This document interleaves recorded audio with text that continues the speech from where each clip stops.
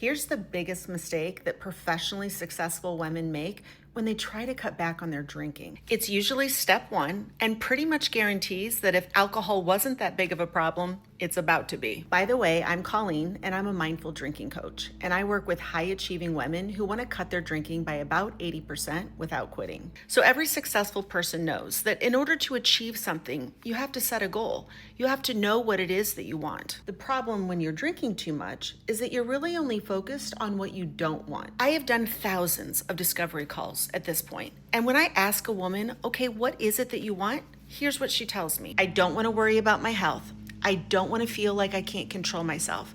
I don't want to wake up feeling like shit every single morning. And this may seem like an issue of semantics, but it's not. Your brain can't help you get what you don't want. Here's an analogy. Imagine you're in a foreign country where you don't speak the language and you're going out to dinner. You're at a small, quaint little restaurant and there's only 2 items on the menu. One is steak and vegetables and the other is pasta.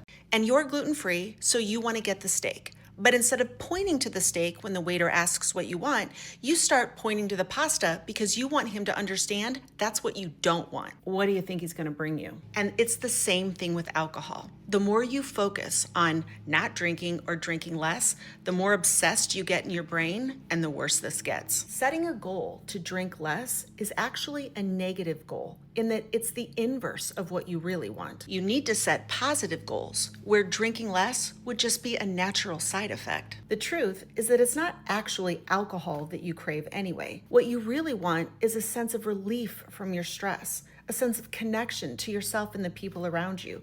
You want to feel like you're being rewarded after a hard day's work. The solution is to stop focusing on drinking less and to start increasing the amount of time that you spend relaxing and connecting and rewarding yourself in other ways. My favorite win that women share in my program is that moment they wake up and realize, oh my God, it never occurred to me to drink last night. That's the real goal, my friends. And the good news is that there's nothing wrong with your brain. You just have to learn how to use it right. And if you want to learn more about how to become the version of you that isn't obsessed with drinking, you need to start listening to my podcast. Search Apple, Spotify, wherever you listen for It's Not About the Alcohol.